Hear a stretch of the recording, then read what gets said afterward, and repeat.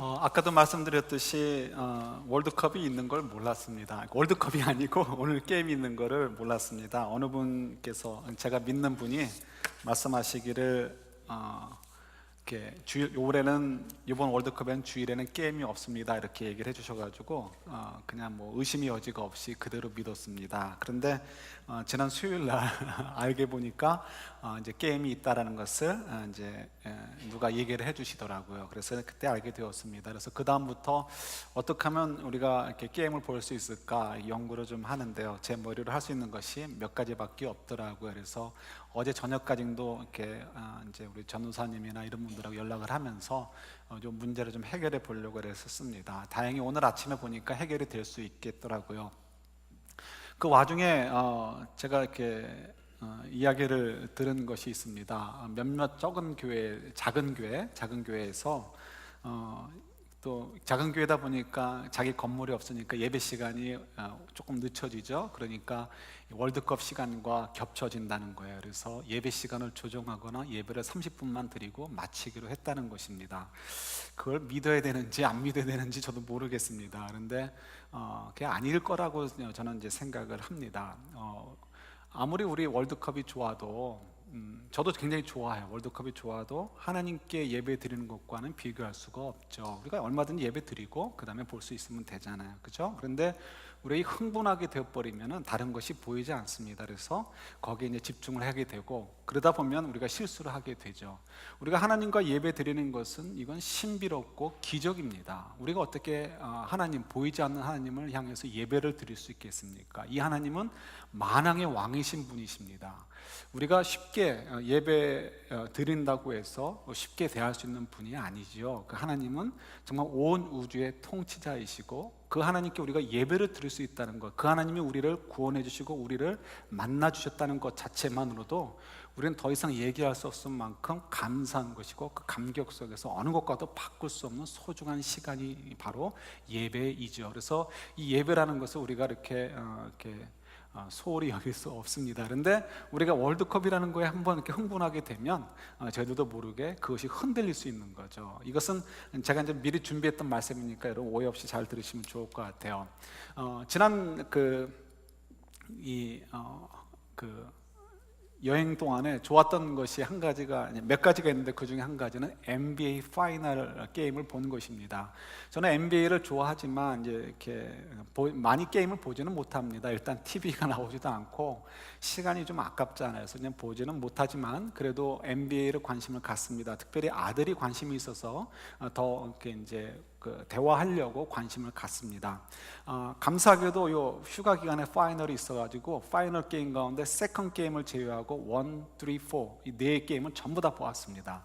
그래서 얼마나 감사했는지 모르죠. 특별히 이제 저나 아들이 둘 다 이렇게 원하는 팀이 이기기를 원하는 팀이 샌안토니오 스퍼스였는데 또 저는 개인적으로 팀 덩컨의 그런 분이 있어요. 팀 덩컨의 팬이기도 하고 그래서 너무너무 기분 좋았고 저는 둘 다 만족을 했습니다. 제가 이제 아들이랑 어울려주고 또 좋은 추억을 만들어 가기 위해서 일부러 더 관심 있는 척하고 애를 썼습니다. 실제로 마지막 날 게임은 주일날 있었죠. 지난 주일날 게임이었는데 원래는 주일날 밤늦게 집으로 돌아오는 거였지만 중간에 계획을 체인지하고 그냥 모텔에 들어가서 하룻밤 더 자고 왔습니다. 이유는 아들이 옆에서 계속해서 파이널 봐야 된다고 프리웨이에서 우리 시간 보내면 안 된다고 하도 얘기해가지고 저도 보고 싶기도 하고 아들하고 맞춰주고 싶어서 그냥 모텔에서 자고 그리고 이제 게임을 보고 오게 되었습니다. 그런데 사실은 제 마음속에는 NBA 게임을 보기 전에 마음속으로 다짐한 것이 있습니다. 제가 이 휴가 때 3가지를 저 스스로에게 숙제를 냈었는데요. 그 중에 한 가지가 흥분하지 말자입니다. 왜냐하면 어떤 일에 휠이 꽂히면 흥분하게 되고요. 흥분하게 되면 정말 중요한 걸 놓치게 되는 실수를 범할 수 있게 되죠. 오해할 수도 있게 되고 정말 이렇게 아주 소중한 것들을 놓쳐버릴 수도 있게 되죠. 그래서 흥분하지 말자가 제 숙제 가운데 하나였습니다. 그래서 NBA 파이널이 있기 때문에 잘됐다. 이 파이널 게임을 보면서 내가 흥분하지 않도록 해야지 라는 마음을 가지고 또 기도하면서 묵상을 하면서 게임도 이렇게 보게 되었습니다. 근데 실제로 정말 게임을 보면서 조금밖에 흥분하지 않고 다행스럽게 크게 흥분하지 않고 게임을 다 볼 수 있었습니다. 왜 그랬을까요? 기도에 빨이 받아가지고 제가 득도해서 그랬을까요? 그게 아니고 샌안토니오 스퍼스가 너무 잘해가지고 게임이 일방적으로 흘러가니까 뭐 흥분하고 할 게 없어요. 그냥 재미가 없이. 그래도 다행히 우리 팀이 이기니까, 내가 서포트하는 팀이 이기니까 좋다는 정도로 그냥 보게 됐지, 뭐 처음부터 뭐 20점 차이로 막 나가게 되니까요, 뭐 이렇게 흥분할 겨를도 없었죠. 그러나 우리가 그 부분에서 제가 이게 받는 도전이 있습니다. 여러분, 흥분이라는 것이 참 얼마나 위험한 것인지요. 우리가 게임을 보면서 흥분을 합니다. 열심히 응원합니다.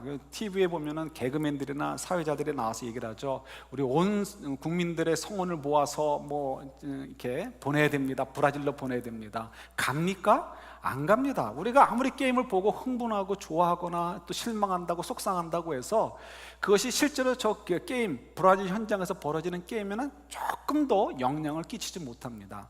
그런데 우리는 거기서 왜 흥분하고 합니까? 이유는 거기에 재미가 있고요, 다른 말로 얘기한다면 자기 만족 혹은 자기 즐거움 때문에 그렇죠. 자기 만족과 자기 즐거움 때문에 거기에 대해서 이렇게 애를 쓰고 즐거워하고 또 그냥 기뻐하고 또 슬퍼하고 화를 내는 것이지, 거기서 흥분하는 것이지 다른 이유 때문에 그렇지 않습니다. 이 흥분이라는 것은 좋은 의미도 있지만 적어도 자기 만족 혹은 또 자기 즐거움 때문에 흥분을 하는 것에 있어서는 우리가 굉장히 경계를 해야 되죠. 왜냐하면 그것이 정말 여러 번 말씀드렸듯이 우리에게 중요한 것을 놓치게 만드는 것이 있기 때문에 그렇습니다. 우리가 얼마나 많은 경험들이 있습니까? 이런 흥분하는 것, 자기 만족과 자기 즐거움 때문에 흥분해서 일을 망치는 것, 실수하는 것들은 너무나 많이 있죠. 우리 일상생활 속에서도 얼마나 많이 있습니까? 내 뜻대로 되지 않을 때 흥분하게 되고요, 그때 되면은 내가 하지 않아야 될 얘기를 자기도 모르게 뱉어버려서 이렇게 스스로 실망할 때도 있고 문제를 더 악화할 때도 있고요. 또 쓸데없는 것에 흥분해가지고 땡기는데 흥분하면 어떻게 해요? 가산을 다 탕진하고 자녀들도 다 힘들게 만드는 일들, 그런 일들이 얼마나 많이 있습니까? 그래서 그런 것들을 우리가 잘 아는 것처럼 우리가 흥분에 대해서 이렇게 조심하셔야 되는 것, 이걸 우리가 잘 이렇게 알으셔야 되는 거죠. 그래, 이 흥분 때문에 우리가 이렇게 놓치는 것들이 얼마나 많은가. 우리 뭐 오늘 성가대 찬양만 봐도 그렇습니다. 우리 성가대 찬양 첫 소절이 뭔지 기억나셔요? 시편 119편 105절 말씀이죠. 주의 말씀은 내 발의 등이요 내 길의 빛이니이다. 우리 성가대가 그렇게 찬양을 해주셨고 믿음의 고백으로 찬양을 해주셨어요. 우리는 아멘으로 받았습니다. 근데 실제로 우리가 정말 주의 말씀은 내 발의 등이요 내 길의 빛이니이다 라고 믿고 사십니까? 저 솔직한 얘기로 저를 포함해서 여러분들이 대부분이 그렇지 않다고 생각을 해요. 우리가 부분적으로 믿습니다. 천국 가고 싶어서 믿는 부분이 있고요, 하나님의 복을 받고 싶어서 믿는 부분이 있어요. 그러나 우리가 정말 왜 하나님 말씀대로 그렇게 살지 못하는가? 이유는 사실은 우리가 아멘하고 받았던 그 말씀, 믿음의 고백으로 찬양 드렸던 그 말씀, 시편 119편 105절의 말씀이 마음으로는 솔직한 얘기로 100% 트러스트가 가지 않고 100% 우리가 믿지 못하고, 그래서 우리가 그 길을 따라가지 않는 거예요. 우리가 그런 면에서 솔직해질 필요가 있는 거죠. 왜 그럴까요? 사실은 어떻게 보면은 우리가 믿지 못하는 부분도 있지만 믿지 못하게 하도록 자꾸 우리를 이렇게 도와주는 역할을 해주는 악한 부분이 있죠. 그 악한 부분은 뭐냐면 바로 흥분이라는 것입니다. 지금 당장의 내 만족, 지금 당장의 내 즐거움에 빠져들고 싶어서, 그것 때문에 흥분하고 싶어서 저희들도 모르게 거기에 빠져들게 되니까 하나님의 말씀을 따라 사는 삶이 별로 좋아 보이지 않고 그대로 사는 것이 나에게 정말 유익이 될 것이다라는 것에 대해서 자신감이 없어지는 거예요.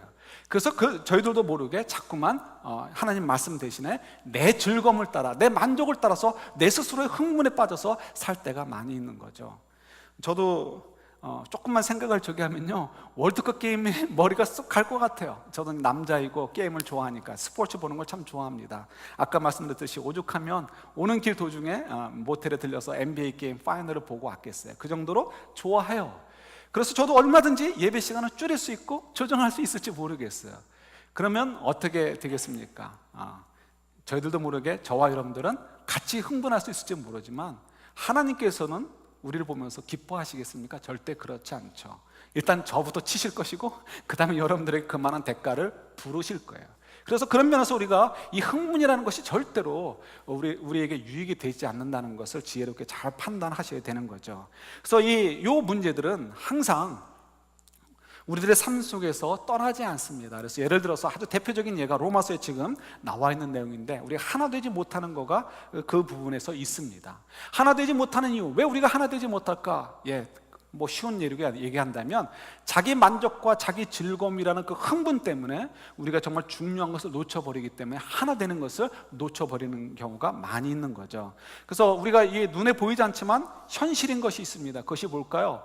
우리는 머리 대신 예수 그리스도 안에서 한 몸이라는 거예요. 각 지체들이고 한 몸이라는 거예요. 저와 여러분들이 한 몸이고 여러분 옆에 있는 분들이 다 한 몸이라는 것입니다. 근데 여러분, 그렇게 한 몸이라는 생각을 가지고 사십니까? 그렇지 않잖아요. 우리는 원수까지도 사랑하라라고 하나님께서 기대하시는 그런 생명을 소유한 자들입니다. 그러나 그렇지 않고 저희들은 원수까지도 사랑하기는커녕 부부간에도 원수가 되어버리고 성도들 간에도 원수로 만들어버릴 때가 얼마나 많이 있어요. 뭐 많다는 것이 뭐 매일 있다는 것이 아니라 그만큼 있다는 거죠. 이런 것들은 우리에게 뭘 가르쳐 줍니까? 우리가 하나 되는 것조차도 우리가 이렇게 쉽지 않다는 것을 우리가 확인할 수가 있게 되는 거죠. 이유는 다른 데 있잖아요. 이 흥분 때문에 그렇습니다. 자기 만족, 자기 즐거움을 때문에 생기는 이 흥분에 우리가 빠지기 때문에 우리가 하나 되는 것을 놓치는 경우들이 많이 있죠.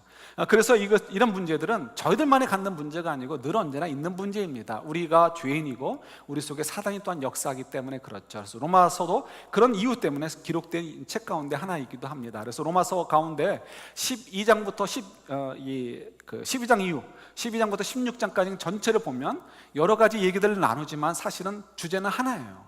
서로 하나가 되라라는 거예요. 서로 사랑하라는 거예요. 서로 한 마음이 되어서 서로 연합하라는 것이 12장부터 16장까지의 내용입니다. 그러니까 로마서로 사실 깊이 들어가면 굉장히 어려운 책이지만 간단하게 심플하게 보면 앞에서 교리적인 부분, 뒤에 와서는 실체적인 부분인데 뒤에 그 실체적인 부분은 앞에 교리적인 부분과 연결해서 우리는 하나니까 하나 되는데 힘써라는 내용이 바로 로마서의 내용이기도 합니다. 그래서 오늘 이 본문이, 오늘 저희들이 묵상하는 본문이 로마서를 마무리하는 중요한 본문이 되기도 하는 거죠. 그래서 여기서 이 사도 바울이 재밌는 표현을 보게 됩니다. 우리 로마서 한번 찾아보도록 할까요? 로마서 12장 한번 보세요.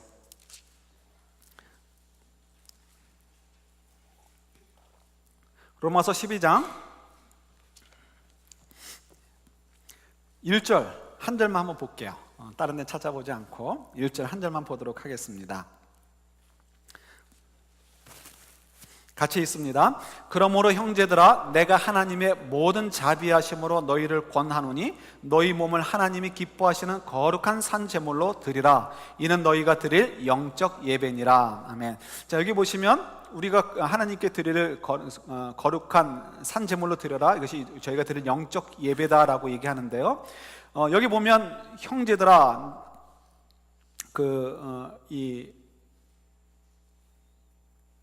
라고 얘기하면서 하나님의 모든 자비하심으로 자기가 권한다는 거죠. 그래서 이 12장부터 이제 쭉 진행이 되면서 아까 말씀드렸듯이 우리가 하나가 되어야 되는 것, 하나로 연합되어야 되는 것에서 얘기를 해주는데요. 이거 좀 그러니까 지금 시간을 저도 좀 세이브하기 위해서 14장으로 넘어가도록 하겠습니다. 14장에서 1절 한 절만 보도록 할게요. 14장 1절입니다. 같이 봤습니다. 믿음이 연약한 자를 너희가 받되 그의 의견을 비판하지 말라. 자, 여기서 보면 믿음이 연약한 자를 이렇게 너희가 받으라라고 얘기합니다. 너희는 누굴까요? 믿음이 강한 자겠죠. 믿음이 좀 강한 자들은 믿음이 연약한 자들이 하는 그들의 의견, 그러니까 어떻게 보면 좀 엉터리 같은 이야기를 할지라도 비판하지 말고 받아주어라 라고 얘기를 하고 있는 것을 보게 되죠. 보세요. 여러분, 여기서 믿음이 연약한 자는 누굴까요? 그리고 믿음이 강한 자는 누굴까요? 그걸 좀 알아야 우리가 이 본문을 이해할 수 있겠죠. 믿음이 연약한 자라는 것은 쉽게 얘기해서 아주 좀 그냥 심플하게 얘기한다면 지금 로마교회 성도들의 구성원을 보시면 돼요. 로마교회 성도분들의 구성원을 보면 로마인도 있었고 헬라인도 있었고 유대인들도 있었습니다. 세 부류가 있었는데 이거를 정리한다면 로마인과 헬라인은 이방인이라고 얘기했고요. 그 다음에 이제 유대인들은 그냥 유대인이라고 부른 거죠. 그럼 여기서 이 믿음이 연약한 자는 누굴까요? 우리가 언뜻 생각하면 이방인들 그리스도인들, 이방인 그리스도인들이 믿음이 연약한 자다라고 생각할 수 있습니다. 왜냐하면 유대인 그리스도인들에 의해서 복음을 받아들였기 때문에 암만 해도 복음을 전한 사람이 복음을 받은 사람보다는 더 믿음이 더 좋지 않겠는가 이렇게 생각을 할 수 있는 거죠. 그러나 사실은 여기서 믿음이 연약한 자와 믿음이 강한 자는 반대입니다. 그래서 믿음이 연약한 자라고 얘기할 때는 유대인 그리스도인들을 얘기하고 믿음이 강한 자다라고 얘기할 때는 이방인 그리스도인들을 얘기합니다. 왜 그러냐면 이 믿음이 연약한 자를 얘기할 때 지금 현재 이게 14장 전후를 보게 되면 이 믿음이 연약한 자가 하는 이야기들을 설명해 주는데 그 이야기들은 이것입니다. 음식에 대한 규례를 얘기하는 거죠. 이 얘기를 좀 더 쉽게 얘기하면 이렇게 됩니다. 유대인 그리스도인들은 예수님으로 말미암아 우리가 온전하게 구원을 받았다라는 것을 믿지 못하고 있었습니다. 믿음이 연약한 거죠. 그래서 그들 마음속에는 모세 율법도 잘 지켜야, 그 모세 율법 가운데 있는 음식 규례도 마찬가지로 그것을 잘 지켜야 우리가 구원을 받게 될 것이다 라고 믿었습니다. 그래서 겉으로 볼 때는 그분들이 더 음식 규례도 잘 지키고 조심하는 모습을 보니까 더 신앙이 있는 것처럼 보이지만 사실은 그들은 신앙이 연약한 거죠. 반대로 이방인 그리스도인들은 사는 것이 굉장히 자유로워 보여요. 그래서 언뜻 보면은 신앙생활을 잘 못하는 것처럼 보이지만 사실은 그들이 신앙이 좋다는 거예요. 그래서 사도 바울이 이방인 그리스도인들에게 얘기하는 거죠. 그동안은 주로 유대인 그리스도인들에게 잔소리를 했는데 이제 이방인 그리스도인들에게 잔소리를 하는 거예요. 야, 너희들이 믿음이 좋지 않느냐? 너희들이 더 예수 그리스도를 만나면 구원 얻는다는 것에 대한 확신이 있지 않느냐? 대신에 지금 유대인 그리스도인들은 연약하니까, 그래서 아직도 음식 가지고 이러쿵저러쿵 하니까 너희들 그들의 의견이 엉터리라고 비판하지 말고 그냥 좀 받아줬으면 좋겠어 라고 얘기해주고 있는 것이 14장의 내용이죠. 그래서 그 14장을 읽어보시면은 바울이 이렇게 저렇게 논리를 펴가는 것을 보게 되는데 그 중에 한 가지를 발견하게 됩니다. 그것은 뭐냐면 사도 바울이 이방인 그리스도인들에게는 이렇게 얘기하고 또 유대인 그리스도인들에게는 또 저렇게 얘기하는 것처럼 서로 다르게 얘기하는 것처럼 느껴지는 것을 발견하게 돼요. 그게 뭐냐면 쉽게 얘기하면 이것입니다. 이방인 그리스도인들에게 얘기하듯이 하면서 그들의 의견을 지지해 주는 것이 있어요. 그건 뭐냐면 신학적으로는, 말씀으로는 너희들이 옳다라는 거예요. 음식을 가지고 이러쿵저러쿵 하면서 가려 먹을 필요 없이 마음껏 그냥 먹으면 된다는 거예요. 어차피 구원은 예수 그리스도의 은혜로 구원을 얻었기 때문이다 라고 얘기하면서, 그래서 이 신학적으로는 너희들이 옳다라고 지지를 해줍니다. 그런데 그 후에 가서는 바로 19절부터 21절에 보면 그 후에는 반대로, 그러나 우리가 실제로 살 때는 유대인 그리스도인들이 좀 엉터리 같은 얘기를 하지만 그들이 얘기하는 대로 우리가 좀 음식에 대해서도 조심하면서 살자라고 얘기를 합니다. 언뜻 보면 사도 바울이 줏대가 없는 것 같아요. 이 사람이 얘기할 때는 이렇게 얘기해주고 저 사람이 얘기할 때는 또 저렇게 얘기하는 것처럼 사람들을 두려워하고 왔다 갔다 하는 것처럼 느껴집니다. 그러나 지금 사도 바울은 그런 의도가 아니고요, 사도 바울의 관심은 하나가 되는 데 관심이 있는 거예요. 그래서 믿음이 좋은 사람이 믿음이 약한 사람들에게 좀 맞춰줘가지고 우리가 좀 서로 덮어주면서, 그래서 우리가 하나가 되는데 애를 쓰자라고 얘기하고 있는 것입니다. 줏대가 없는 것이 아닌 거예요. 이것은 이렇게 하고 저것은 저렇게 얘기하는 것이 아니라 결국은 핵심은 사랑이라는 거죠. 하나가 되는 것이라는 거예요. 그래서 사랑으로 하나가 되자라고 얘기를 이제 하고 있는 것이 바로 이제 14장의 내용이기도 합니다.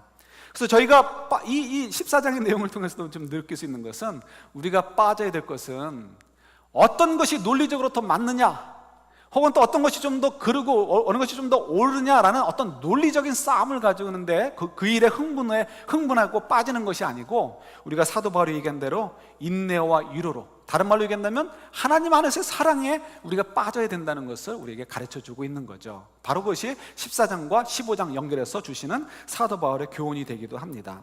그래서 저희들이 정말 중요한 부분이 있는 것 같아요. 우리의 하나됨, 우리가 서로 하나 된다는 것은 우리가 하나님께 영광을 돌리는 실제적인 일이라는 거죠. 우리가 어떻게 무엇을 가지고 하나님께 영광을 돌리겠습니까? 우리가 너무 큰 거 생각하실 필요 없는 것 같아요. 가장 기본적인 것부터 우리가 서로 하나 되는 것, 사랑으로 위로와 또 이 인내를 가지고 사랑해 주는 것으로 우리가 하나가 된다면 그것만 가지고도 충분히 하나님께 영광을 돌릴 수 있다는 거죠. 그런데 문제는 이것이 참으로 어려운 것입니다. 그래서 5절에 되어 있는 말씀대로 서로 뜻을 같이하여 하나가 되는 일, 이건 얼마나 어려운 일인지 모릅니다. 사도 바울도 알죠. 그러니까 사도 바울이 그냥 하나가 되자라고 얘기하지 않고요, 먼저 뭐를 전제로 깔죠. 누구를 닮자고요? 그리스도를 닮자라는 거예요. 근데 그리스도의 성품을 닮는데 그리스도의 성품을 가지고 얘기할 때 하나님의 성품을 가지고 얘기하죠. 뭐죠? 하나님의 성품? 인내와 위로입니다. 인내와 위로. 이 인내와 위로하는 마음을 가지고 우리가 서로 하나가 되자라고 얘기하는 거죠. 얼마나 어려우면 하나님의 성품을 가지고 얘기했겠습니까? 그 얘기 뭐냐면 우리는 마땅히 하나님의 자녀들이니까 하나님의 성품대로 닮아가야 되는 거죠. 하나님의 성품을 닮아가는 것이 하나님의 기쁨이 되어지는 거고 하나님께 영광이 되는 거잖아요. 그것을 저와 여러분들이 해야 된단 말이에요. 주님이 우리를 위해서 기대하고 계시다는 거예요. 그래서 하나님의 이 신앙의 기본인 거죠. 하나님을 흉내내는 것, 하나님의 성품을 닮아가는 것, 그것을 가지고 우리가 한다면 우리가 서로 하나 되는 것에 도움이 된다라는 거죠. 그래서 이 문제는 절대로 우리가 포기할 수 없는 문제예요. 왜요? 이게 하나님께 영광이 되는 문제이기 때문에 그렇습니다. 그래서 아까도 말씀드렸듯이 사도 바울은 지금 12장 이후에서 로마서를 마무리할 때까지 그 문제를 계속해서 다루고 있는 거죠. 자, 그런데 저희들이 생각할 것이 있어요. 뭐냐면 저도 신경을 안 쓰려고 하는데 자꾸 시계는 신경이 쓰여요. 그래서 참 이게 참 무서워요. 한번 이게 마음에 가면 저희들이 하나 되는 것, 이 인내와 그 위로로 하나 되는 것, 이게 참 이렇게 중요하고 어려운 일이지만 하나님의 성품을 닮아가면서 우리가 해 가야 되는 부분인 거죠. 근데 이것이 우리가 하나 되는 것 자체가 꼭 하나님께 영광 돌리는 것은 아니라는 것을 우리가 좀 짚고 넘어가야 됩니다. 이 말이 뭐냐면 최근에 이런 일이 있었죠. 여러분 PC USA에서 한 가지를 결정을 했습니다. 그게 뭔지 아시죠? 보도들을 많이 보셨을 거예요. PC USA에서 최근에 결정하기를 동성 결혼을 이렇게 허용해 주기로, 교회에서 받아주기로 결정을 내렸습니다. 그 얘기는 뭐냐면 저희 교회가 만약에 PC USA다 하면 어느 동성 커플이 와가지고 저에게 주례를 해주세요 라고 한다면 저는 노 할 수 없다는 거예요. 무조건 해줘야 되고 하나님의 이름으로 축복을 해줘야 된다는 거죠. 이건 좀 저희들이 좀 다른 문제인 것 같아요. 우리가 동성 연애를 하는 분들이 있다고 한다면 그분들은 무조건 배척하기보다는 그분들을 좀 이해하는 것이 우리에게 좀 필요합니다. 왜냐하면 그분들이 죄에 빠져 있는 것이고 병에 걸려 있는 것이기 때문에 그렇죠. 그래서 저희들의 입장에서는 그분들을 배척하는 것, 이 나쁜 놈들하고 배척하는 것으로 끝나는 것이 아니고 그들이 좀 힘들지만, 우리가 힘들죠. 그렇지만 인내와 위로를 하는 마음을 가지고 그들을 좀 받아가지고 그들이 좀 치료받을 수 있고 말씀으로 변화될 수 있고, 그리고 뭐 상담을 받든지 의학적인 치료를 받든지 어떻게든지 그들이 그 죄에서 벗어날 수 있도록 도와주는 역할을 저희들이 해야 되죠. 그러면서 애들이 좀 동성 연애자들에 대해서 무조건 핏대만 세우고 징그러워할 것이 아니고 좀 우리가 좀 그 인내와 그 품어주는 마음이 조금 우리에게 좀 필요합니다. 그러나 그것과 그분들을 치료하기 위해서, 그분들을 구원하기 위해서, 그렇게 하기 위해서 우리가 좀 인내하는 것과 그분들의 결혼을 허용하는 것과는 다르죠. 결혼을 허용한다는 것은 어떤 의미에서 이제 치료의 단계는 포기해버렸다, 그들을 그냥 그대로 인정한다는 의미가 되기 때문에 그렇습니다. 그래서 PCUS의 경우는 더 이상 자기들끼리 싸우지 않고 하나가 되었다는 면에서는 성공을 했는지 모르지만, 그러나 그 하나가 된 그 자체 때문에 하나님이 기뻐하실 거라고는 생각이 되지 않습니다. 그러니까 저희들도 어떤 면에서 우리가 무조건 하나만 되면 된다, 이게 아니고 우리가 하나 되는 때 어떻게 하나 되야 되느냐, 그것은 하나님이 기뻐하시는 뜻대로, 하나님이 원하시는 그 기대대로 우리가 하나 되는 것이 중요하다는 거죠. 이제 아들이 커가니까 이제 제가 아들에게 영향을 줄 수 있는 것이 점점 줄어드는 것 같아요. 그래서 여행 중에 한번 이제 예배를 이제 드렸는데, 그때는 제가 예배를 드렸습니다. 야외에서 같이 예배를 드렸는데 그때 너무 좋았어요. 너무 좋았는데 그렇다고 매주일 그렇게 드릴 수는 없고 그래서 어떻게 하면 우리 아들에게 영향을, 이렇게 마지막 영향을 좀 줄 수 있을까 해서 고민을 많이 합니다. 그 중에 하나가 이제 여성, 그러니까 이성 친구를 사귀는 것에 대해서도 좀 얘기를 좀 해주는데요. 너 결혼할 때 어떤 사람 만났으면 좋겠니? 이런 얘기 하다가 이제 그런 얘기도 합니다. 결혼할 때 여러 가지를 봐야 되지만 제일 중요한 것은 신앙이고 그 다음에 성품이야, 이런 얘기들을 합니다. 이런 뭐 아직 어려서 그런지 고개를 끄덕끄덕거리고 기억을 하고 있더라고요. 작년에도 얘기하고 그랬었는데 아직 기억을 하더라고요.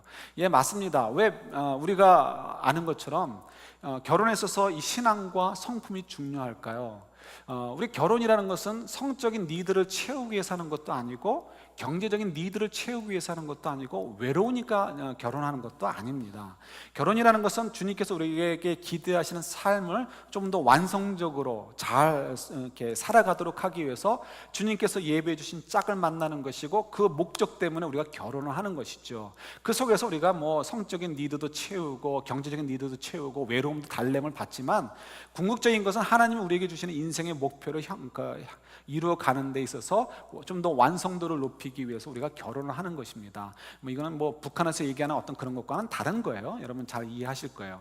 그래서 결혼하는 데 있어서 정말 중요한 것은 그 사람의 경제적인 능력이 얼마큼 있느냐, 얼마나 뭐 요즘 말 너무 저는 이렇게 좀 하기 싫은 말이지만 얼마나 남자가 여자가 섹시해 보이느냐, 이런 거가 결혼의 조건이 될 수 없죠. 그건 정말 미련한 사람이고, 정말 지혜로운 사람은 그 사람이 얼마나 하나님 앞에서 신실한 사람이고, 어떤 인생의 비전을 가지고 살고 있느냐, 어떤 성품을 가지고 있느냐를 보고 결정하는 것이 지혜로운 사람이죠. 그럴 때 두 사람이 결혼을 해서 많은 에너지들을 서로 맞추는데 빼앗기지 않고 계속해서 자기들이 가지고 있는 에너지를 하나님이 기뻐하시는 삶을 향해서 확 쏟아부을 수 있기 때문에 정말 그런 결혼이 더 복되고 아름다운 결혼인 거죠. 그래서 아이들에게 그런 얘기를 좀 해주는 것이 여러분 필요합니다. 요즘 뭐 쿨한 사람 만나고 섹시한 사람 만나고 뭐 이런 거가 중요한 게 아니라는 거죠. 그러나 그건 이제 아이들의 얘기고, 우리들은 이미 결혼을 했단 말이에요.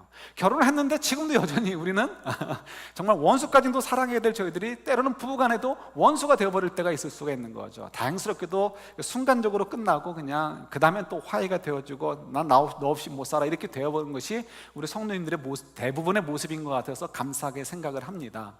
그러나 저희들이 정말 이 부부간에 이 맞춰가는 것이 참 힘이 듭니다. 특별히 부부간에 정말 하나가 되는 것이 힘든데, 오늘 말씀에도 우리가 묵상했듯이 무엇을 가지고 우리가 하나 되어야 되냐는 거예요. 그냥 우리끼리 서로 마도하지 않고 너 좋은 대로 나도 맞춰주고 나 좋은 데도 너도 맞춰줘라, 이거라면 정말 우리가 추구해야 될 하나됨이겠습니까? 그렇지 않죠.